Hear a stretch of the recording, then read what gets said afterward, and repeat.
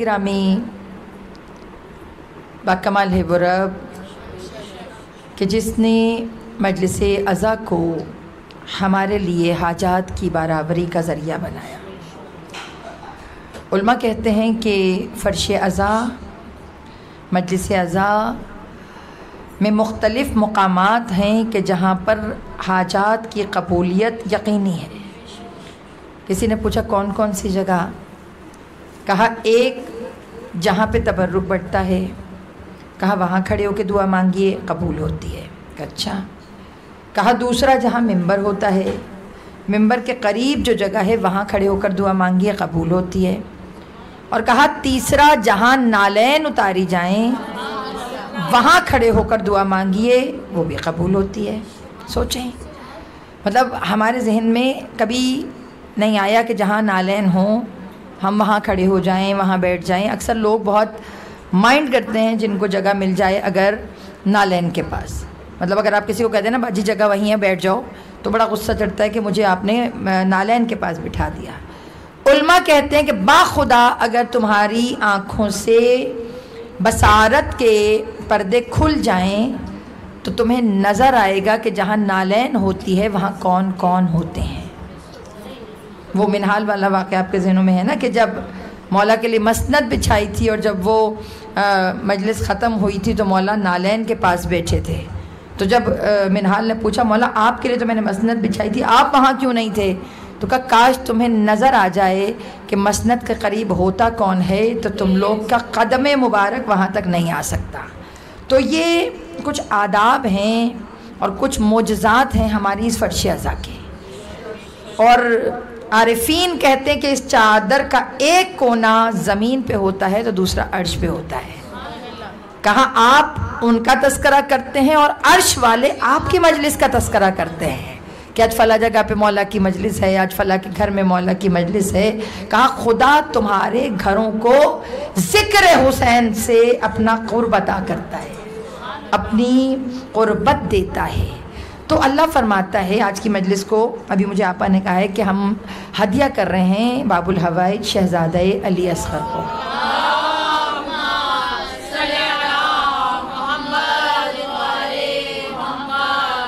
یاد رکھیے اہل بیت کی جو ازواج ہیں سب غیر معصوم ہیں، مطلب ان میں سوائے جناب سیدہ کے باقی جن کی بھی ازواج ہیں سب غیر معصوم ہیں، کوئی معصوم نہیں ہے، مگر حضرت علی اصغر کی جو والدہ ہیں ان کا یہ اعجاز ہے کہ ان کے دونوں بچے باب الحوائج ہیں، یعنی کہ حضرت علی اصغر بھی باب الحوائج ہیں اور شہزادی سکینہ بھی۔ عمر کے حساب سے دیکھا جائے تو ایج وائز وہ ایسے نہیں ہیں کہ جو ہم کہہ سکیں کہ جی جنگ جو ہیں لڑے ہوں گے کربلا میں۔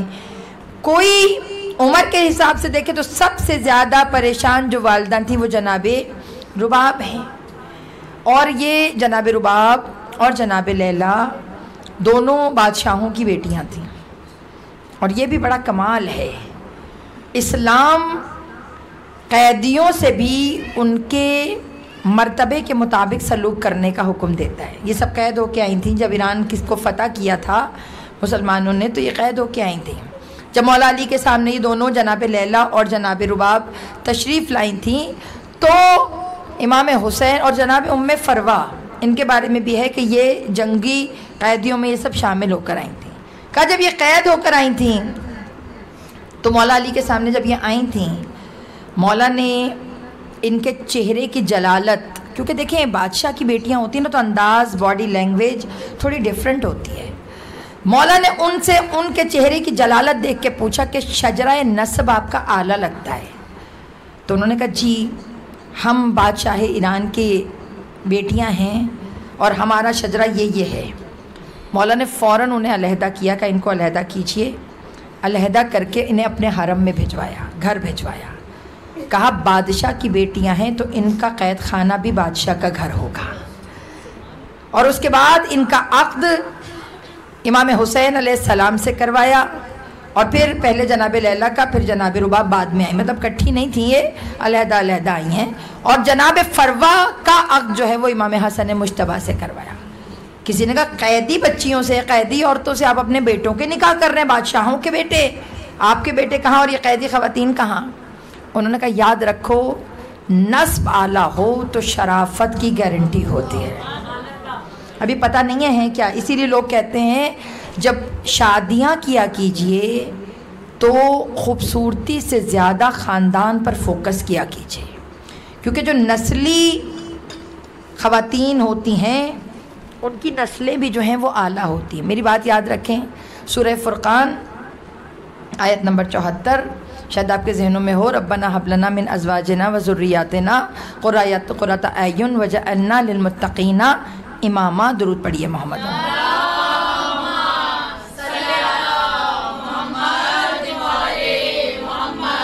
واجل فراجم. یہ آیت آپ کے سنی ہوئی ہے، مجرب آیت ہے. ربنا ھب لنا من ازواجنا وذریاتنا قرۃ اعین وجعلنا للمتقین اماما. یہ آیت علماء کہتے ہیں اپنے قنوت کا حصہ بنائیں. جب آپ قنوت پڑھتی ہیں سورہ فرقان آیت نمبر 74 اپنے قنوت کا حصہ اس آیت کو بنائیے. کہا کیوں؟ کہا یہ آیت جو آیت ہے یہ ملٹی پرپس آیت ہے. مطلب ایک چیز ہوتی ہے نا جو جہاں فٹ کیجئے وہاں پہ اس کا اثر ہونے لگتا ہے. کہا یہ ملٹی پرپس ہے. کہا کیا مطلب؟ کہا اگر آپ کے زوج ڈھونڈنا ہے، بیویاں، بیٹیاں، بیٹیوں کے لیے داماد، بیٹوں کے لیے بہویں، تو کہا اس آیت کو پڑھ کر آغاز کیجئے، اللہ اس کے لیے آسانیاں پیدا کرتا ہے. ٹھیک ہے. کہا اگر اولاد لینی ہے تو لینے سے پہلے اس کو پڑھو، اور اگر اولاد ہو جائے اور سہلے بنانی ہے تو سہلے بنانے کے لیے بھی اسی کو پڑھ لو. یعنی عجیب، جس اینگل سے آپ اس کو پڑھیں گی اس اینگل سے اس دعا کا اثر افیکٹ ڈیفرنٹ ہے. اچھا ہے کیا اس دعا میں؟ بیٹا یاد رکھنا سورہ فرقان آیت نمبر 74 سب کو اس کو قنوت میں آپ، اس کا طریقہ یہ ہوتا ہے شروع میں آپ پیپر پہ لکھ کر جا نماز میں بڑے فونٹ میں اس کو پیپر رکھ لیں، شروع میں آپ ہاتھ اٹھائیں اور نظر اس پہ رکھ کے اس کو پڑھیں. آپ خود دیکھیں کہ قنوت میں پڑھی ہوئی دعائیں آپ کو چند دنوں میں یاد ہو جاتی ہیں. مولا کہتے ہیں قنوت میں تمہارے ذہنوں کو کھول دیتا ہوں اور اس میں تمہیں جو یاد کرنا ہو تمہیں جلدی جلدی قرآن یاد ہو جاتا ہے. ٹھیک ہے. اور اللہ نے کہا بھی ہے میں نے قرآن آسان کر دیا ہے، مگر ہر ایک کے لیے تھوڑی کیا، جو پڑھنا چاہتا ہے اس کے لیے ہے، جو نہ پڑھنا چاہے اسے میری طرح غشی کے دورے کے اتنا مشکل قرآن ہے. اللہ کہتا ہے جو جستجو کرتا ہے اس کے لیے آسان ہے، جو جستجو نہیں کرتا اس کے لیے مشکل. تو بیٹا جستجو آپ پیدا کیجئے، آسان اللہ کر دے گا. پسند شوق آپ نے لانا ہے، آسانیاں اللہ نے دینی ہے. ہم پہلے ہی اس کو جب مشکل بنا لیتے ہیں تو اللہ کہتا ہے جب ہے ہی مشکل تو ٹھیک ہے مشکل رہنے دو. تو اللہ کیا فرما رہا ہے؟ اللہ ارشاد کر رہا ہے ربنا ھب لنا من ازواجنا. بات کیونکہ مجھے حضرت علی اصغر کی کرنی ہے اس لیے میں نے اولاد سے ریلیٹڈ ٹاپک جو ہے وہ کیا ہے. یہ ابھی آپا نے مجھے دروازے میں داخل ہوتے ہی کہا تھا کہ مجلس جو ہے ہدیہ ہے شہزادہ علی اصغر کی. تو ربنا ھب لنا، آپ پہلے دیکھیں آپ اللہ سے کہہ کیا رہے ہیں. ربنا اے ہمارے رب، ھب لنا قرار دے، من ازواجنا ہمارے زوج سے. زوج کہتے ہیں کس کو کہتے ہیں؟ ہمسر کو، مطلب ہسبینڈ کو نہیں، ہمسر کو. زوج کا مطلب یہ ہے کہ اگر لڑکا پڑھے تو اس کے لیے وائف پہ فال ہوگا، اور اگر آپ پڑھیں میں پڑھوں تو ہمارے لیے شوہر پہ، اور جو بچیاں پڑھیں ان کے لیے ان کے ہونے والا جو شوہر ہے اس کے لیے. علماء کہتے ہیں جن کی شادیاں نہیں ہوئیں وہ بچیاں یہ دعا پڑھیں تاکہ اللہ ان کے لیے وہ منتخب کرے جو خدا کو پسند ہے. بیٹا اس میں کوئی شرم کی بات نہیں ہے. اگر آپ دعائے قنوت میں یہ دعا پڑھ رہی ہیں اور لوگ کہیں کہ جی لو جی اپنے شوہر کے لیے دعا مانگ رہی، کوئی اس میں شرم کی بات نہیں ہے. آپ صفت بتا رہی ہیں مجھے چاہیے کیسا، آپ نام تھوڑی بتا رہی ہیں کہ فلاں چاہیے. معذرت کے ساتھ بے شرمی تو تب ہے نا کہ جب آپ کہیں کہ جی میں نے تو ادھر ہی کرنا ہے اللہ کرا دے، یہ ہے. مگر جب آپ دعا کریں کہ اللہ مجھے ایسا چاہیے، صفات بتانا آپ کا کام ہے اور اس کو آپ کے لیے مہیا کرنا اللہ کا کام ہے. مطلب ہم آپ بتائیے جب رشتے ڈھونڈتے ہیں تو ہم بتاتے نہیں ہیں پڑھا لکھا ہو، جاب ہو، سیلری اتنی ہو، اپنا گھر ہو، قبول صورت ہو. یہ ساری صفات ہی تو ہیں، یہ ساری صفتیں ہیں نا جو آپ بتاتے ہیں. تو بیٹا یہ ساری صفتیں تو دنیاوی ہیں. اس میں کوئی ایک صفت بھی دینی نہیں ہے. اللہ کہتا ہے باطنی صفتیں تم بتاؤ، دنیا کی صفتیں میں بونس میں ساتھ دے دوں گا. ہمیں یقین نہیں ہے نا، ہم تو ہمیشہ دنیا والی باتیں کرتے ہیں، تنخواہ یوں تو یوں تو یوں. کبھی ہم میں سے کسی نے نہیں کہا باحیا دیکھیے گا، با کردار دیکھیے گا، نمازی ہونا چاہیے، قرآن کا حافظ ہو تو اور اچھی بات ہے. وہ ایران میں ایک بچی نے، آپ کو یاد ہوگا نا، اس نے حق مہر میں اپنے شوہر سے کہا تھا کہ قرآن حفظ کرو گے تو حق مہر ہے. وہ خود حافظہ تھی، اس نے کہا ایسے نہیں. 3 سال اس نے نکاح کے لیے ویٹ کروایا کہ حافظ بنو گے تو پھر اس کے بعد حق مہر ہے. تو جنہیں جستجو ہو پھر وہ قرآن کو لوگوں کے سینوں میں اتارتے ہیں، اور وہ حافظ بنے اور انہوں نے حق مہر میں قرآن حفظ جو تھا وہ کیا ہوا سنایا، اور حق مہر موقع پہ انہوں نے ادا کیا. ایسے بھی حق مہر ہوتے ہیں، ہے نا. تو یہ ساری باتیں بیٹا ویجیلنٹ ہونے سے آئیں گے. ایسے نہیں ہمارے ہاں تو حق مہر پہ ہی جھگڑے ہو رہے ہوتے ہیں، کیونکہ ہم نے حق مہر رکھا ہوا ہے سیکیورٹی پرپس کے لیے، ہے نا. اور اللہ کہتا ہے کہ بھائی جب بابرکت وہ نکاح ہوتا ہے جس کا حق مہر مناسب ہو، بالکل کمتر نہیں. میں یہ نہیں کری مانے ہی نا، اس میں آپ روحانی چیزیں بھی حق مہر میں لکھوا سکتی ہیں. مطلب چہاردہ معصومین کی زیارت ہے، آپ حق مہر میں لکھوا سکتی ہیں. ہر سال مشہد مقدس مجھے جانا ہے، یہ بھی آپ حق مہر میں لکھوا سکتی ہیں. یہ حق مہر ہیں، یہ آپ لکھوا سکتی ہیں. مگر ہمارے یہاں نہیں جی 14 لاکھ. او بھائی بس کر دیں، جب بیٹی گھر میں نہیں ہے تو 14 لاکھ لے کے کیا کریں گے آپ؟ آپ وہ چیزیں لیجئے جو آپ کے ریلیشن کو مضبوط کریں. ربنا حب لنا ازواجنا، اے میرے رب قرار دے من ازواجنا، میرے زوج سے، وذریاتنا، اور میرے بچوں سے. یعنی اللہ نے سیکوینس دیا ہے، ذریت آل نہیں. فرق سمجھیے، تھک تو نہیں رہے؟ میں اس کو بہت ڈیٹیل بتا رہی ہوں. نہیں میرا مطلب بور تو نہیں ہو رہے؟ بچیاں بیٹھی ہیں نا، اس لیے میں تھوڑا سا ان کو ایک پرپس دینا چاہ رہی ہوں کہ آپ نے اگر دماغ میں فوکس کرنا ہے کسی بھی سچویشن کے لیے تو فوکس کے اندر کوالٹیز ڈیفائن کیجئے کہ یہ ہو تو پھر فوکس ہو. ہیں سمجھ رہے ہیں؟ اس میں اللہ سے آپ کیا کہہ رہے ہیں؟ ربنا حب لنا من ازواجنا وذریاتنا. زوج پہلے، شوہر زوجہ کامل ہوتی ہیں تو نسل ہوتی ہے. اللہ نے آپ کو سیکوینس دیا ہے، پہلے زوج میں کوالٹیز دیکھو پھر نسل کی طرف آؤ. جب زوج ہی نہیں ہے تو پھر نسل کی طرف کیسے آنا؟ کہا پہلے دیکھو اگر لڑکا ہے تو دیکھو بیوی کیسی لا رہے ہو، اگر لڑکی ہے تو سوچو شوہر کیسا ڈھونڈ رہے ہو. اب آپ یہ دیکھیں بچیاں باپردہ ہوتی ہیں، شوہر بے حجاب ڈھونڈ لیتے ہیں آپ. مطلب شوہر بے حجاب سے مراد ہے کہ جس کو حجاب پسند نہیں ہوتا.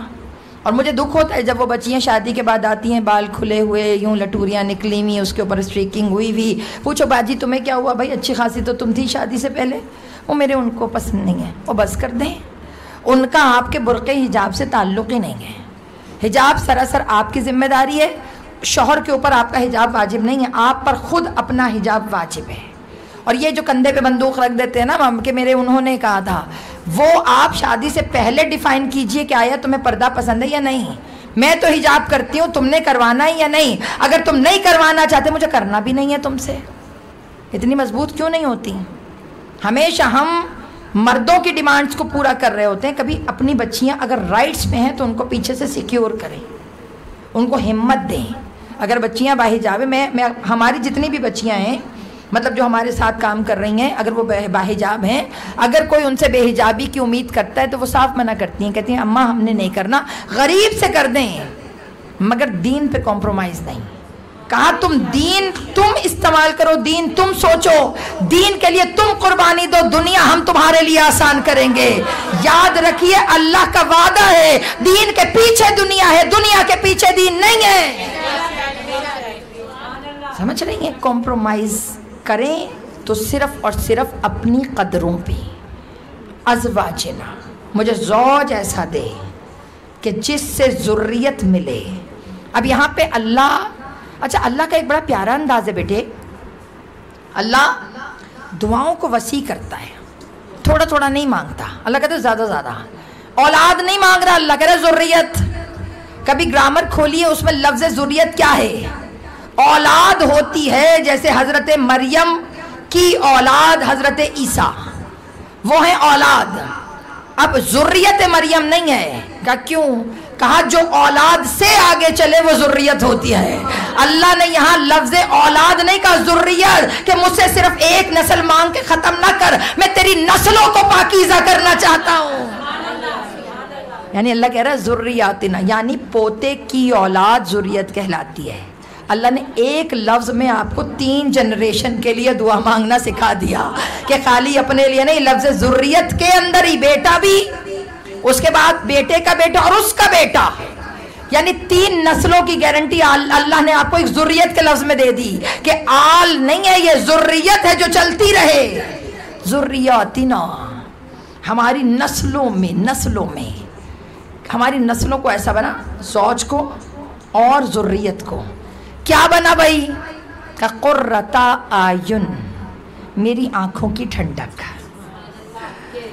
عجیب، یہی تو میں کہہ رہی ہوں کہ اللہ کیسا ماؤں والے انداز سے دعا سکھا رہا ہے. جیسے ماں کہتی نا میری آنکھوں کی ٹھنڈک، میرے دل کا سکون، اللہ کہہ رہا ہے تم بھی ایسے ہی دعا مانگو کہ میرے صرف بچوں کو ٹھنڈک نہیں، شوہر کو بھی، زوج کو بھی ٹھنڈک بنا آنکھوں کی. معذرت، یہی تو باتیں ہیں.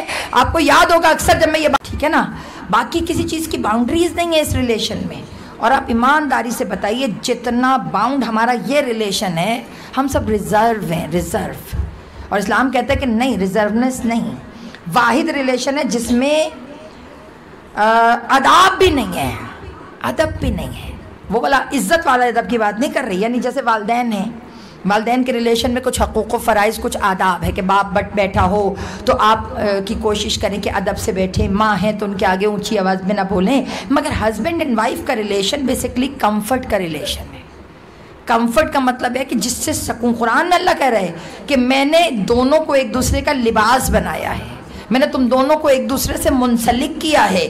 لباس والدین کو نہیں کہا، ہسبینڈ اینڈ وائف کو کہا ہے، کیونکہ سب سے قرب جس چیز کو آپ کے ساتھ ہوتا ہے وہ لباس ہوتا ہے نا.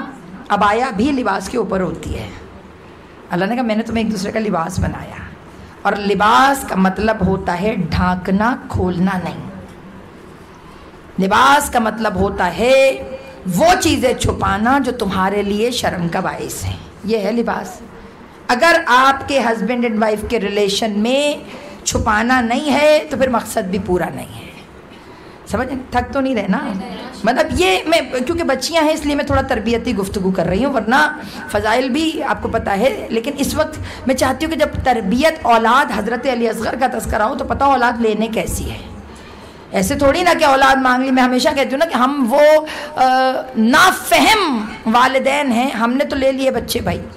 اب جو میری بیٹیاں ہیں میں چاہتی ہوں انہیں پتہ ہو کہ اولاد لے کیوں رہے ہیں. ہم میں سے تو آدھے لوگوں نے ایسے ہی مانگا نا کہ اللہ پہلے بیٹا دے دے، بیٹا دے دیا، اللہ بیٹی دے دے، بیٹی ہو گئی.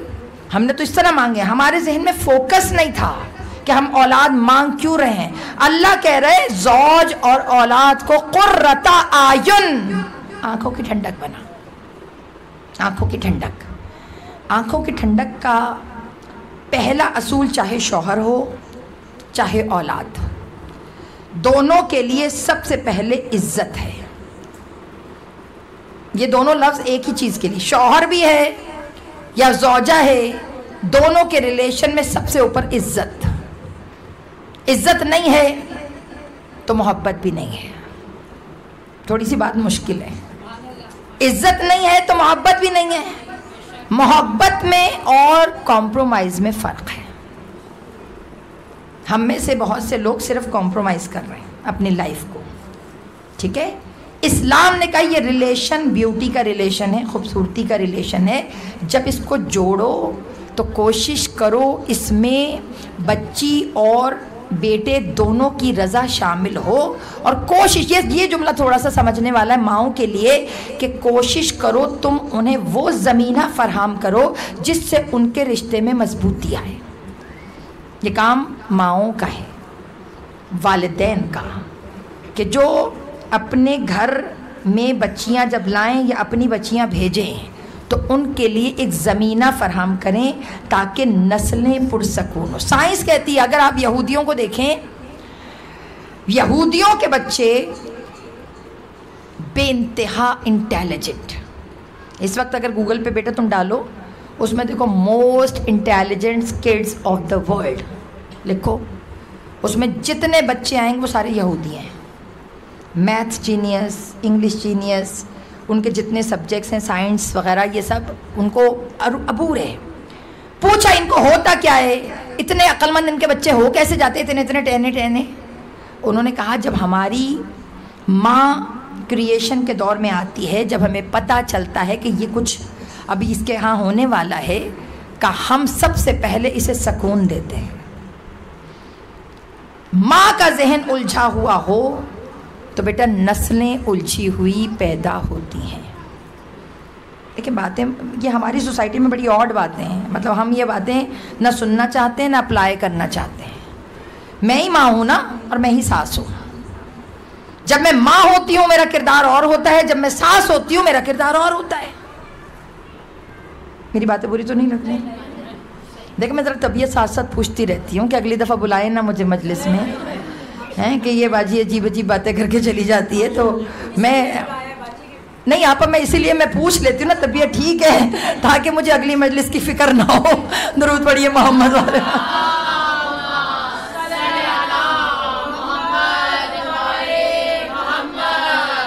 یہودیوں کے بچے، آپ ذرا یہ ساری باتیں جو میں بول رہی ہوں نا یہ آپ نے سرچ کرنی ہے انٹرنیٹ پہ، سب اویلیبل ہے۔ ان کے ہاں جب خاتون کریشن کے مرحلے سے گزر رہی ہوتی ہے، سب سے پہلے اسے سکون دیتے ہیں تاکہ ذہن الجھا ہوا نہ ہو۔ اس کے بعد اس کو بلاتے ہیں اور اسے ٹیچرز رکھ کے دیتے ہیں جو اسے میتھ کراتا ہے۔ میتھ پڑھایا جاتا ہے، ماں پڑھ رہی ہے میتھ، جسے آتا ککھ نہیں ہے، اسے سکھا رہے ہیں کہ پڑھو پڑھو پڑھو۔ اس نے کہا میں ساری زندگی نہیں پڑھا، اب کیوں پڑھوں؟ کہا تم پڑھو گی دماغ کسی اور کا تیز ہوگا۔ یہودیوں کو سمجھ آ رہا ہے کہ میتھ پڑھنے سے بچے کا ذہن تیز ہوتا ہے، ہمیں سمجھ نہیں آتا قرآن پڑھنے سے بچے میں طہارت آتی ہے۔ بیٹا جب میتھس اثر کر رہا ہے تو قرآن نہیں کرے گا؟ کرے گا نا، قرآن بھی کرے گا۔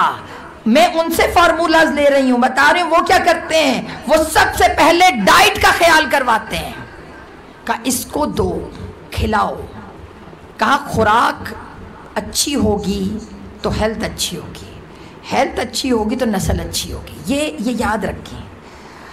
میں یہی تو بات کر رہی ہوں، ہمارا المیہ ہے، ہمارے ہاں وہ 9 months اتنے ٹینس ہوتے ہیں کہ اس پہ برڈن بھی ہوتا ہے، اس کے ذہن پہ شور بھی ہوتا ہے، اس کو سب کو خوش بھی رکھنا ہوتا ہے، اور اس کو ساتھ میں اپنی اور جو طبیعت ہے اس کو بھی دیکھنا ہوتا ہے۔ تو اتنی الجھی ہوئی ماں کے گھر کیسے سوچ سکتے ہیں کامل بچہ ہوگا؟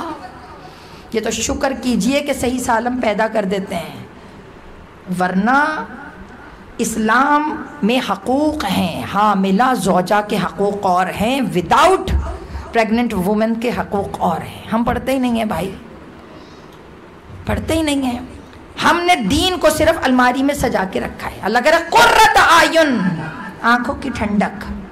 ایسے تھوڑی بنے گا، جب اس میں حلمیت ہوگی، جب اس میں نرمی ہوگی، جب اس میں غصہ نہیں ہوگا، جب اس میں ٹھہراؤ ہوگا۔ جملہ دے رہی ہوں، جب اس کی زبان تلخ نہیں ہوگی، گھنٹہ تلخ زبان میں بولے پھر اس کے بعد 2 گھنٹے بھی محبت کرے تو وہ گھنٹے کی تلخی نہیں جاتی۔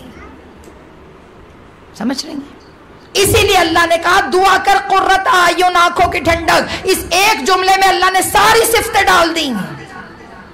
میں یہی تو بتا رہی ہوں، ایک ایک جملے میں اللہ لمبی لمبی دعائیں کروا رہا ہے، شارٹ کٹس کا۔ قرۃ اعین، آنکھوں کی ٹھنڈک، صرف لفظ آنکھوں کی ٹھنڈک ہے، مگر آنکھوں کی ٹھنڈک میں سب سمو دیا، کم گو بھی ہو، نرم بھی ہو، محبت کرنے والا بھی ہو، ادب کرنے والا بھی ہو، لہجہ نرم بھی ہو، لہجے میں شستگی بھی ہو، عبادت گزار بھی ہو، معاف کرنے والا بھی ہو، درگزر کرنے والا بھی ہو۔ یہ سارے جملے قرۃ اعین۔ ایک جملے میں خدا نے سیرت تراش کر رکھ دی آپ کے لیے کہ بس تم قرۃ اعین کہو، یہ سب کچھ میں ڈال کے بھیجوں گا۔ تم صرف کہو آنکھوں کی ٹھنڈک دے اللہ، باقی صفتیں میں بچوں میں خود ہی ڈال دوں گا۔ اب مانگو ہی تم نا، تو میں کیا کروں؟ تمہیں بیٹا چاہیے، میں نے بنا کے بھیج دیا، لو۔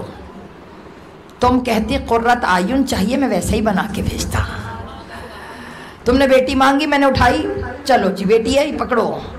بتاتی باحیا چاہیے، میں بنا کے بھیجتا۔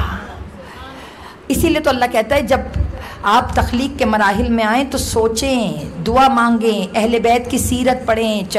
آپ کو نہ ملے کوئی کتاب 14 ستارے ہی پڑھ لیں. کہ 14 ستارے پڑھو گی نا تو دل کے اندر اہل بیت کی محبت امڑتی ہے. اور کہا جب اہل بیت کی محبت امڑتی ہے تو وہ امڑتا ہوا جوش بچے کے اندر چلا جاتا ہے. کہا پڑھا کرو. قرۃ اعین، آنکھوں کی ٹھنڈک. اچھا آگے بڑی بات ہے. وجعلنا، اور قرار دے اس کو. اچھا کیا قرار دے؟ اسٹینڈرڈ ہی میرا بڑا لو ہے. میں کہتا ہوں اللہ میرے بچے کو مومن بنا دے. اللہ کہتا ہے نہیں، تھوڑا اور اوپر. میں نے کہا اللہ متقی بنا دے. اللہ نے کہا نہیں، میری بارگاہ میں یہ بھی چھوٹی دعا ہے. میں نے کہا اللہ پھر کیا چاہیے؟ کہا وجعلنا، تو دعا تو کر، قرار دے. وجعلنا کہا کیا؟ للمتقین، متقیوں کے لیے امامہ، لیڈر. میرا بچہ لیڈر بنا، متقی نہ بنا. کیا خدا بتا رہا ہے کہ بیٹے تو مانگ. للمتقین اماما، متقی نہیں، متقی تو بیٹا بن جاتے ہیں. تو مجھ سے کہہ میں امام بنا کے بھیجوں. امام کہتے ہیں رہبر، امام کہتا ہے آگے چلنے والا، امام کہتے ہیں اس کو کہ جو راستے دکھائے. تو کہا مجھ سے چھوٹی چھوٹی باتیں نہ کیا کر. دربار بڑا ہے تو پھر عطا بھی بڑی ہے. تو مانگ تو صحیح بڑا، تو کہے تو صحیح تجھے چاہیے کیا. میں عطا نہ کروں تو مجھے پروردگار نہ کہنا. تجھے پتا ہے جن کا فوکس بلند ہونا تو ان کا 6 مہینے کا بھی میں علی بنا دیتا ہوں.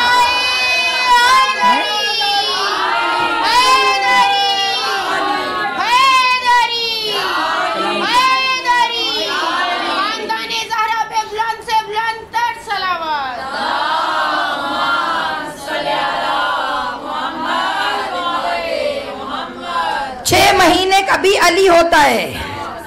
وہ کہتے نہیں کہ اصغر کوئی عیسیٰ تو نہیں گود میں بولے، میدان میں بولے گا بھائی یہ بھی تو علی ہے. مقصد کے تحت مانگا جائے تو 6 مہینے کا بچہ بھی علی ہے. جناب قاسم سلیمانی شہید کی والدہ کہا کرتی تھی میں نے 9 سال کی عمر سے سورہ فرقان کی آیت نمبر 74 ترک نہیں کی. تو وہ 9 سال سے پڑھ رہی تھی، تب شادی کا وہم و گمان بھی نہیں تھا. اللہ نے عصر میں انہیں قاسم سلیمانی جیسا بیٹا دیا کہ سوچو تو صحیح، لیڈر بنا کر دیا.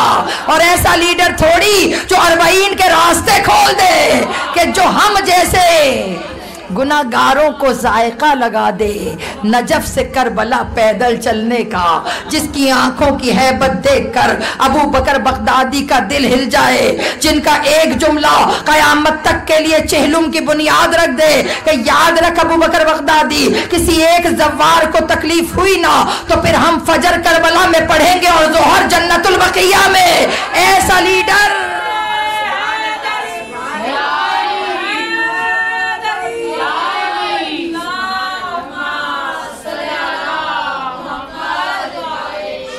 یہ جناب قاسم سلیمانی کی والدہ کا انٹرویو موجود ہے. وہ کہتی مجھے پہلے یہ دعا سمجھ میں نہیں آتی تھی ہے کیا، مگر میں نے چھوٹی تھی، مجھے کسی نے کہا، مجلس میں ذاکرہ نے کہا تھا پڑھو، کہ میں بغیر سمجھے پڑھتی گئی. کہا میں کوئی عالمہ تھوڑی ہوں، محدثہ تھوڑی ہوں، میں تو ایک ہاؤس وائف ہوں. کہا بغیر سمجھے پڑھا میں نے. سوچو نا، جو بغیر سمجھے پڑھے تو اللہ اسے قاسم سلیمانی دے دے. کوئی اگر ارادہ کر کے پڑھے تو پھر ان کے گھر حسن نصر اللہ پیدا ہو جائے گا. مانگنا پڑے گا، مانگنا پڑے گا بیٹا. یہ میں بچیوں کے لیے پڑھ رہی ہوں آج کی مجلس. آج سے اپنی دعا کے اندر قنوت میں شامل کر لو، یہ دعا شامل کرو. کیوں؟ کیونکہ یہ دعا نسلیں سنوارتی ہے. بیٹا میں سنور گئی کمال نہیں ہے، کمال یہ ہے یہ ساری چیزیں میری اور آپ کی ذریت میں جائیں، آل میں بھی نہیں، آگے سے آگے ٹرانسفر. کیوں؟ تربیت، نسل، زوج، سب چیزیں ملتی ہیں تو اولاد اصغر و سکینہ جیسی ہوتی ہے.